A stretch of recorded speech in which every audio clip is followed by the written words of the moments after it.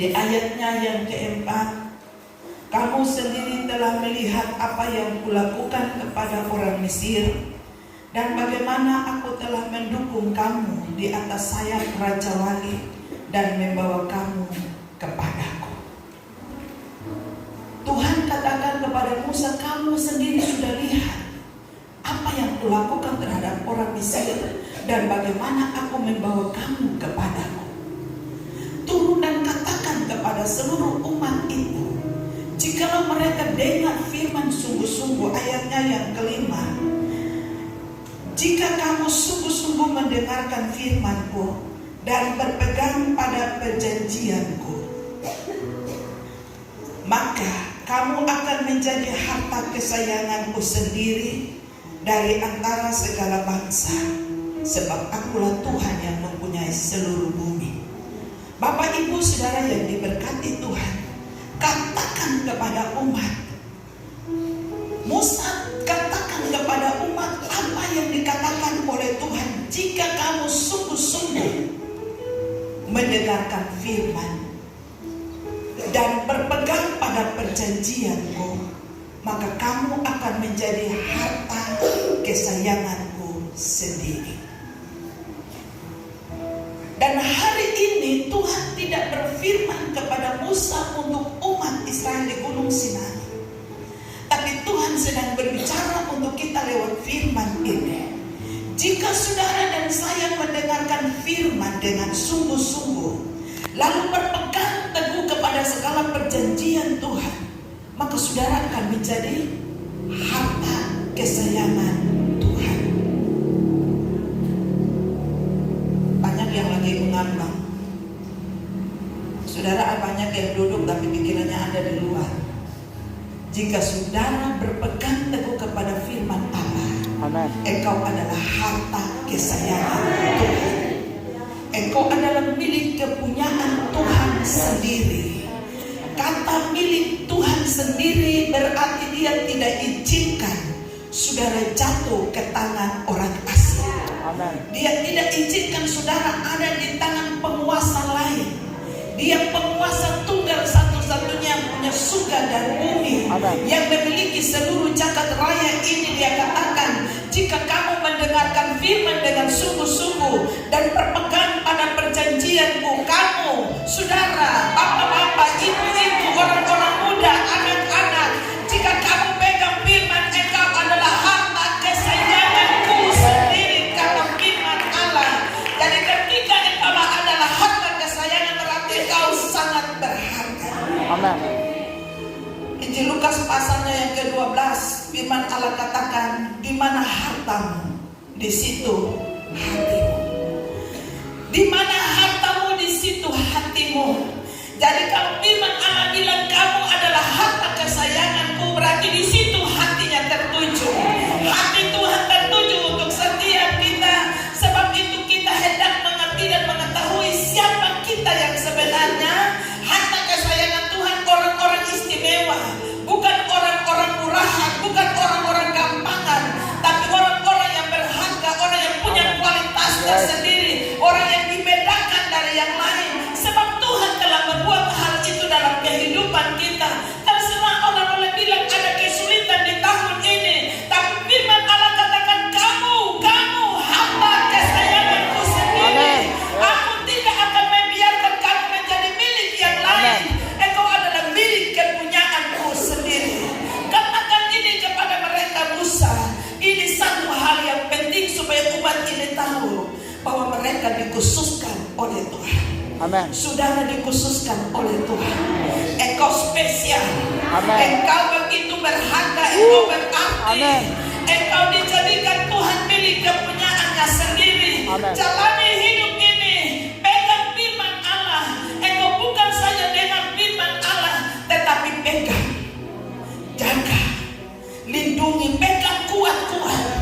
Bukan masalah genggaman tanganmu, tapi masalah di dalam ini, masalah di dalam pikiran saudara. Pegang firman Allah. Terkadang engkau kuat, terkadang engkau begitu stabil, terkadang engkau begitu berkualitas. Tetapi seiring waktu berjalan, terkadang engkau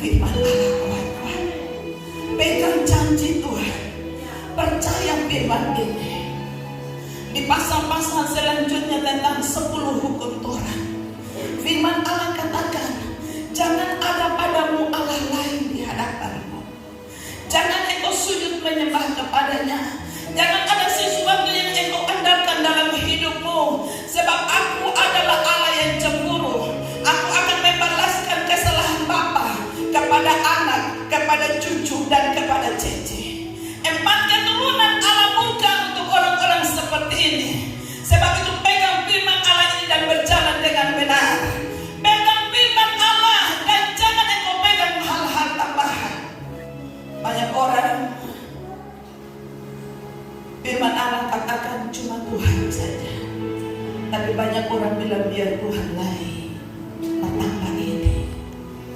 Ingat saudara, hormati Tuhan Allahmu dengan segenap hati. Jangan katakan biar Tuhan lain manusia bagi nilai. Ini tahun pemudusan. Ini tahun di mana Tuhan akan memurnikan umatnya. Mengenal diri sendiri. Kenali seluruh perjalanan hidup. Kenali pola pikirmu, apa yang kau lakukan sepanjang hari-hari, tahun-tahun yang sudah engkau lewati sampai hari ini. Engkau masih bisa bertahan sampai hari ini. Karena masih ada program Tuhan dengan hidupmu. Ada rencana Tuhan dengan hidupmu. Sudah bisa hidup sampai hari ini. Jangan sudah berpikir karena memang harus hidup. Tidak. Tuhan punya rencana. Kalau engkau ada dalam kondisi yang salah, engkau ambruk, engkau ada dalam perjalanan yang tidak benar, lalu engkau bilang saya masih ada, iya, karena Tuhan masih punya rencana. Anggaplah kesabaran Allah itu kesempatan bagimu untuk bertobat. Jadi kalau Allah memberikan kesempatan engkau masih hidup sampai hari ini, jangan sia-siakan kesempatan ini. Berubahlah oleh segenap akal budimu. Pembaharuan sikap adalah sebuah tindakan bahwa engkau mengerti atau engkau mencintai Tuhan. Sebab itu saudara yang diberkati Tuhan, saya bersyukur kepada Tuhan. Saudara-saudara berlibur dan menikmati kebersamaan dengan keluarga. Engkau boleh kembali lagi di tempat ini. Ada kabar baik untukmu. Ada berita baik dari surga untukmu. Bahwa isi hati Tuhan akan dicurahkan di tempat ini. Tuhan akan menyatakan apa yang menjadi isi hatinya kepada kita. Dan hari ini salah satu di antara semua yang ada di hati Tuhan, hendaklah engkau tahu bahwa Dia menjadikan engkau harta kesayangan. Dia menjadikan engkau milik kepunyaannya sendiri. Dan di mana hartanya ada, di situ hatinya. Di mana kita ada, di sana ada perhatian Tuhan, ada perlindungan Tuhan. Sebab itu untuk saudara-saudara yang diberkati Tuhan, firman Allah katakan, carilah kerajaan Allah lebih dulu daripada yang lain. Kalau engkau mau menimbun harta, timbunlah harta yang tidak bisa untuk dirusakkan. Tuhan akan membuat engkau berbeda dan membawa engkau untuk terus terarah kepada firman-Nya. Di mana hartamu, di situ hatimu. Kepada jemaat Tuhan di kitab Wahyu, firman Allah katakan, pegang apa yang ada padamu, supaya tidak seorang pun mengambil mahkotamu. Apa yang ada pada saudara, pegang itu. Saudara punya apa sekarang ini, pegang itu. Ini bukan masalah apa yang saudara miliki atau hal lahiriah yang saudara dapat, tapi ini berbicara dengan kualitas hati saudara. Engkau punya kekuatan untuk pegang firman Allah. Engkau cinta firman Allah, pegang itu supaya tidak seorang pun mengambil mahkotamu. Ingat firman Allah berkata di ayat selanjutnya di sini.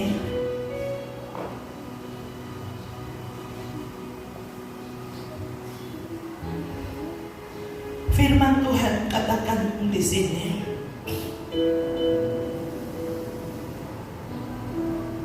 Ayatnya yang ke-17.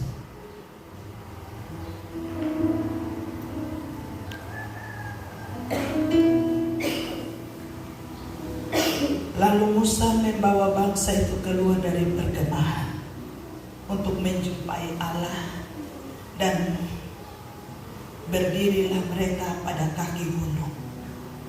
Gunung Sinai ditutupi seluruhnya dengan asap, karena Tuhan turun ke atasnya dalam api. Asapnya membumbung seperti asap dari dapur, dan seluruh gunung itu gemetar sangat. Bunyi sangkakala kian lama kian keras. Berbicaralah Musa, lalu Allah menjawabnya dalam gunung. Lalu turunlah Tuhan ke atas gunung Sinai, ke atas puncak gunung itu. Maka Tuhan memanggil Musa ke puncak gunung itu, dan naiklah Musa ke atas.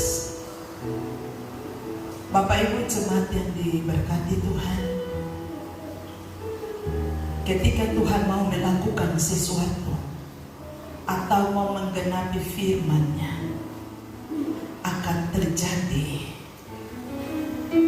bahwa unsur-unsur bumi yang ada di bawah maupun langit yang ada di atas akan alami goncangan besar.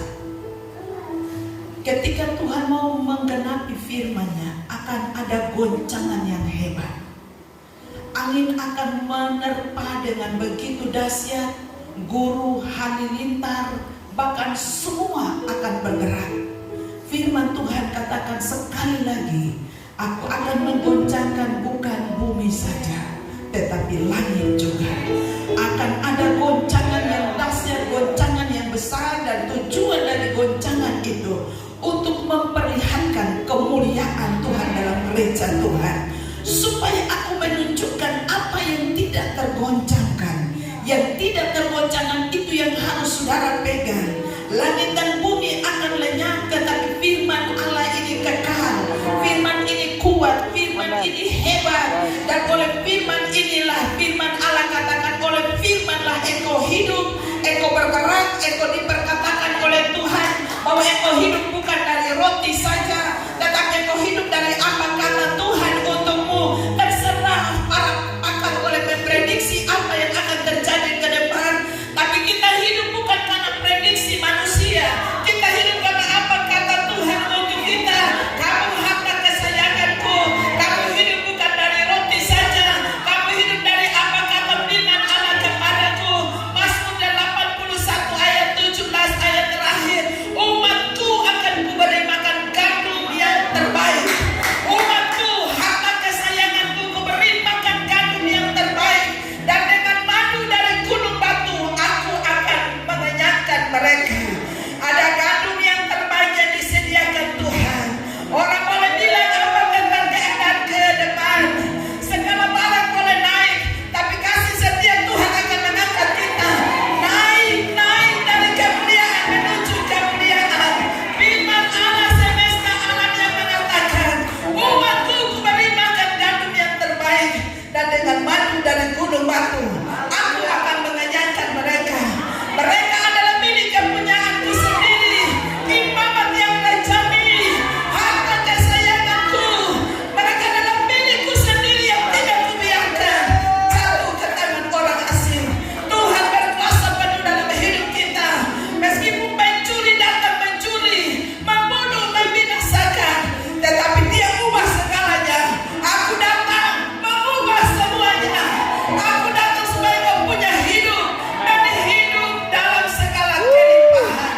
Bukan hidup pas-pasan, tapi dalam segala kelimpahan. Orang mengeluh, orang bersungut, engkau menyanyi, engkau memuji Tuhan, engkau bergori, engkau mengucap syukur, engkau melompat kegirangan, karena Tuhan sedang mempersiapkan untuk sesuatu yang berbeda. Umatku akan kuberi gandum yang terbaik, dan dengan madu dari gunung batu aku akan mengenyangkan mereka. Madu dari gunung batu, sesuatu yang manis dari gunung batu yang besar, berat, menekan saudara-saudara semati. Tuhan suka proses. Dari balik setiap proses, bertahan terus.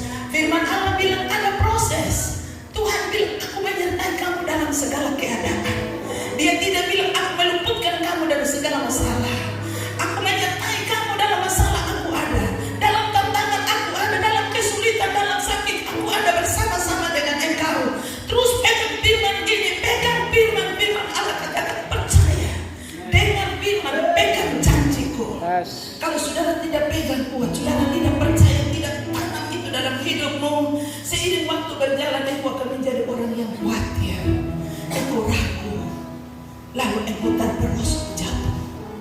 Petrus bisa berjalan seperti Yesus berjalan di atas air, tetapi seiring waktu ke depan dia mulai khawatir dengan keadaan di sekeliling. Dia tenggelam. Dia berteriak, Tuhan tolong saya. Soal tenggelam di laut itu Petrus tidak mungkin mati karena dia ahli, dia tahu berenang. Tapi posisi hari itu bukan masalah masuk di dalam air, tapi terjerumus dalam kondisi dunia. Sebab itu dia berteriak, Yesus tolong saya. Yesus pegang tangannya, Yesus mau masuk ke dalam perahu, masuk kembali dalam persekutuan, masuk kembali dalam kebersamaan dengan umat-umat untuk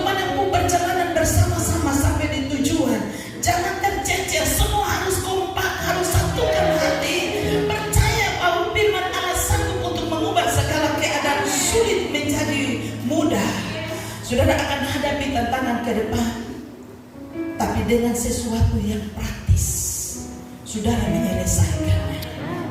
Tantangan besar di depan, tapi saudara pegang firman ini, engkau bisa menyelesaikannya dengan gampang. Tidak ada pergumulan yang terlalu berat yang engkau bawa terus setiap hari, tapi engkau cukup dengan memperkatakan firman. Aku tahu bahwa segala perkara dapat kutanggung di dalam Tuhan yang memberi kekuatan kepadaku. Kalau saudara lagi melihat kekhawatiran di depan, harga barang naik, jangan orang mengeluh. Saudara cukup dengan berkata, burung di udara Tuhan pelihara. Terlebih lagi dengan hidupmu, bunga di padang Tuhan hiasi. Tapi aku lebih berharga dari semuanya, karena Tuhan sudah berkatakan hal itu. Tinggal saudara bertahan ketika gunung batu datang. Peristiwa gunung batu, masalah kesulitan datang menabrak saudara. Jangan lari. Kamu adalah harta kesayangan. Apa yang kamu hadapi, hatiku ada di sana, kata firman Allah. Sebab itu dengan janji firman Allah ini, Mazmur 91 ayat di sana berkata, hatinya melekat kepadaku, maka aku akan membentenginya, aku akan meluputkannya, sebab ia mengenal namaku. Hatimu melekat, aku membentengi, aku meluputkan. Bahkan bila ia berseru, aku akan menjawab. Haleluya. Apa yang menjadi kesayangan saudara sekarang ini? Di mana hartamu saat ini? Di situ hati. Kalau hartamu adalah firman Allah, engkau kemana saja, firman ini Immanuel, Allah menyertai engkau.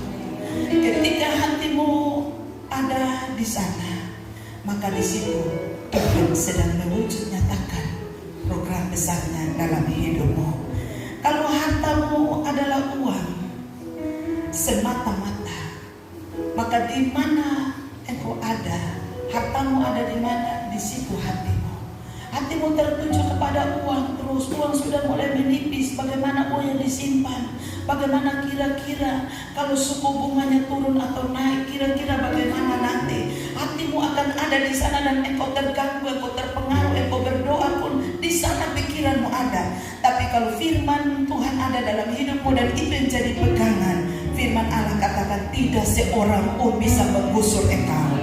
Apa yang sudah dipatok mati itu tetap menjadi milikmu. Apa yang sudah ditetapkan Tuhan itu tetap. Engkau tidak akan dimundurkan, engkau tidak akan diturunkan, tapi engkau akan diangkat perlahan, angkat lagi, dan engkau akan diangkat setelah engkau melewati proses. Ada berbagai kesulitan yang engkau hadapi, tapi engkau akan bijaksana untuk menghadapi dan menyelesaikan semua itu dengan baik. Sekali lagi firman Tuhan katakan di sini, kamu akan mencari bagiku kerajaan imam, ayat 6, dan bangsa yang kudus. Kamu akan menjadi bagiku kerajaan imam dan bangsa yang kudus. Inilah semua firman yang harus kau katakan kepada orang Israel.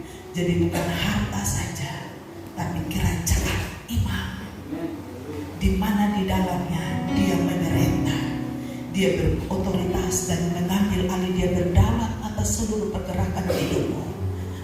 Terkadang maut ada di depanmu selangkah saja, tapi engkau tidak menyadarinya. Dia luputkan engkau, dia melindungi engkau dan membuat engkau menjadi orang yang selalu diperlukan, dicari, karena selalu membawa solusi. Tuhan memberkati saudara. Ingat saudara, firman Allah katakan untuk kita, jika engkau mendengarkan firman-Ku dengan sungguh-sungguh. Saudara, harta kesayangan Tuhan itu di sini. Engkau adalah harta kesayangan-Mu jika engkau mendengarkan firman-Ku dan engkau pegang janji-Ku. Jadi tidak semua, ya, tidak semua, tapi orang-orang yang percaya firman, pegang janji firman, itulah dia. Saudara cinta Tuhan, Saudara cinta firman. Jangan biarkan Alkitab ini tak tutup sampai jam ibadah baru buka di gereja. Baca, lawan itu. Haleluya. Ada satu orang dari Wamapan waktu datang pegang tangan Desember. Saya tanya dari mana, dia bilang dari Wamapan. Saya pegang tangan, saya puji Tuhan, terima kasih sudah datang dia minta. Pegang tangan di hari Natal. Lalu kita bicara untuk yang mana yang belum beragama. Lalu orang ini bilang dia pernah disidang oleh satu negeri, tua-tua di negeri. Lalu mereka punya satu keputusan, dia harus pulangkan buku itu di tempatnya. Ternyata dia bawa Alkitab dan dia datang ibadah di Namrole ini di GSJ Wainono. Dia ibadah itu dia sembunyi dan dia tidak bilang kalau dia mau ibadah. Lalu kemudian dia punya Alkitab dan dia bawa ke sana dan mereka tahu kalau dia punya Alkitab. Mereka rasa terganggu dengan kehadiran Alkitab di sana. Lalu mereka rapat dan putuskan buku itu harus dikembalikan ke tempatnya. Menurut mereka tempatnya itu ada di Namrole sini. Jadi buku itu harus dikembalikan, dipulangkan. Lalu dia peluk Alkitabnya dan dia menangis. Dia bilang buat suaminya, betapa pulang buku ini ke Akampon tanpa di Namrole. Tapi apa? Yang penting firman ini sudah ada di dalam hidup. Firman ini sudah ada. Lalu dia bungkus Alkitab itu dan gonceng dia bawa pulang akan di sini. Orang itu begitu mencintai firman. Sementara banyak di antara saudara yang pulang lupa Alkitab. Baca saudara. Sekali lagi saya mohon kepada saudara, firman ini baca. Jangan saudara habiskan waktumu dengan HP. Perhatikan di seluruh area di mana saudara ada. Orang-orang semua duduk berdekatan, tapi semua membisu dan semua fokus ke HP. Sampai pendeta datang dan berbicara pun semua tujuan mata dan perhatiannya iya. Tapi semua ada di sini. Tapi tahun 2023, hari ke-8 ini saya bilang buat saudara, rubah semua paradigma saudara, rubah cara saudara, rubah semuanya. Saudara bisa pegang HP, bisa pakai HP kapan saja saudara mau, tapi utamakan firman ini, utamakan Alkitab. Saudara baca firman ini. Waktu engkau mulai membuka mata pertama yang engkau harus bilang, terpujilah Tuhan. Haleluya. Mari kita bersyukur kepada Tuhan pada tahun 2023 ini. Firman Allah memberkati kita dan memberitahukan isi hati Tuhan bagi kita, bahwa perubahan besar akan terjadi di depan dalam seketika. Ketika gereja Tuhan berperan dengan benar, Tuhan akan bangkitkan kelompok orang-orang hebat dari seluruh area, dari berbagai macam provinsi, dari berbagai macam daerah. Mulai bangkit orang-orang hebat seperti Yusuf yang bisa mengubah keadaan dalam satu waktu. Dalam satu detik saja semua bisa berubah, karena firman Allah berkata, sekali firman dilepaskan, 2-3 pekerjaan terjadi. Untuk masa ini bukan 2-3 pekerjaan, 2-3 perkara, tapi ribuan peristiwa terjadi pada satu kali firman Allah dilepaskan. Siapkan diri saudara untuk berfungsi maksimal. Tuhan berkuasa atas hidup kita, tapi Tuhan tidak datang dan bilang begini, nyong taruh sopi dulu katumpung untuk katumpung hidup. Saudara mau masa depanmu baik, hari ini adalah hari penentuan bagi saudara, hari kabar baik bagi kita. Harta kesayangan, dengar firman, cinta firman, pegang. Jangan biarkan itu terlepas dari genggaman. Saudara tahu diri saudara masing-masing. Saudara paling kenal diri. Mari yang hal-hal yang tidak baik kita lepaskan, kita tanggapkan itu, rubah berlahan-lahan tapi pasti. Maka Roh Kudus adalah penolong Allah yang setia akan menolong engkau, mendongkrak engkau, sebagainya engkau berkata, puji Tuhan, semua sudah berlalu dan yang baru sudah datang. Amin. Tuhan memberkati kita. Mari pemain musik sini. Promise me I'm not too late. Call me home, I wanna be your own.